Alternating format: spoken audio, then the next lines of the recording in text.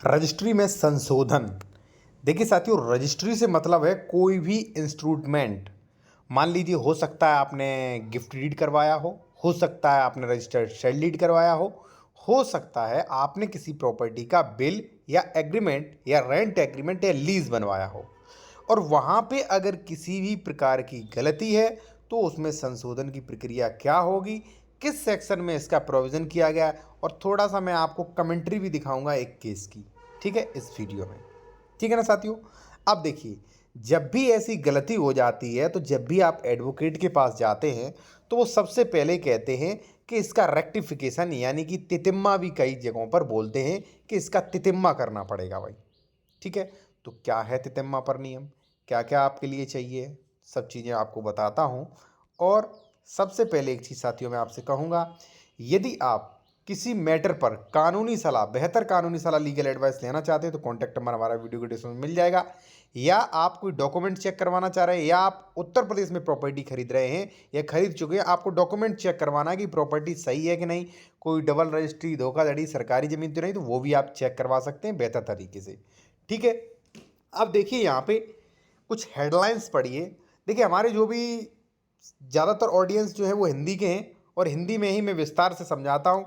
अगर मान लीजिए आपको कोई इंग्लिश में समझना है या मान लीजिए अन्य कुछ है तो आप सलाह ले सकते हैं सीधा। ठीक है ना, व्हाट्सएप जो कॉन्टैक्ट नंबर है वीडियो डिस्क्रिप्शन में मिल जाएगा आपको।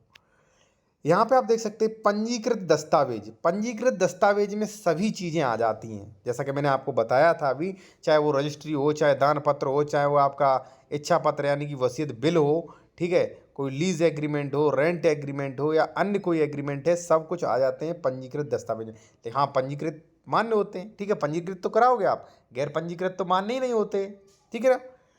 दस्तावेज के निबंधनों तथा शर्तों में परिवर्तन या बदलाव, तो सीधा ये है कि शर्तों में भी आप बदलाव कर सकते हैं।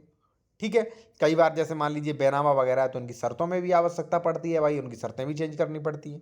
ठीक है, कई बार क्या होता है, मान लीजिए आपका नेम मिस्टेक हो गया, विक्रेता का नेम मिस्टेक हो गया, गाटा संख्या गलत हो गया, चौहद्दी गलत हो गया। ठीक है, तो ऐसी कई छोटी छोटी चीज़ें जो होती हैं वो गलत हो जाती हैं।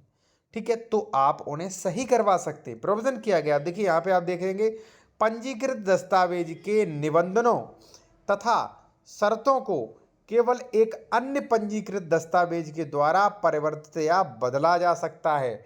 ठीक है, अन्य पंजीकृत दस्तावेज से आप बदला जा सकता है, और जो अन्य पंजीकृत दस्तावेज आप कराओगे लास्ट में, जो तितिम्मा कराओगे, वो पहले वाले दस्तावेज का ही पार्ट माना जाएगा, पार्ट 1 और पार्ट सेकंड में। यानी कि पार्ट 1 जो मूल थी, पार्ट सेकंड जो आपने संशोधन करवाया, दोनों ही एक दूसरे के पार्ट होंगे और दोनों ही हमेशा की तरह मान्य होगी। इनका प्रोविजन जो है साथियों वो किया गया है पैरा रेगुलेशन, ये जो रजिस्ट्री मैनुअल एक्ट जो है उसमें किया गया 351, 352, 353, इन पैराओं में इसका स्पष्ट मेंशन किया गया है। ठीक है ना। अब थोड़ा मैं आपको और क्लियर कर दूं, कई लोगों को क्लियर ये नहीं हुआ होगा कि ये तितम्मा क्या है, कौन सा मान रहेगा, कब रजिस्ट्री होगा, थोड़ा ये भी आपको बता दूं। उससे पहले एक फिर आप ये देख लीजिए एक बार कि पंजीकृत दस्तावेज के निबंधनों तथा शर्तों में केवल अन्य पंजीकृत दस्तावेज द्वारा परिवर्तन या बदला जा सकता है। चंद्रकांत बनाम श्रीमती पेरूबाई, ये जो है ये आदेश दिया गया। ठीक है, यहाँ पे देख सकते हैं JCLR-SC। ठीक है, सुप्रीम कोर्ट का ये एक आदेश है।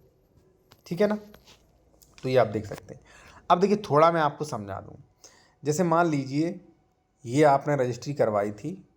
ठीक है, रजिस्ट्री नंबर 44 आपने करवाई थी, 2023 में करवाई थी। मान लीजिए इसमें गाटा संख्या मिस्टेक हो गया। ठीक है, गाटा संख्या मिस्टेक हो गया।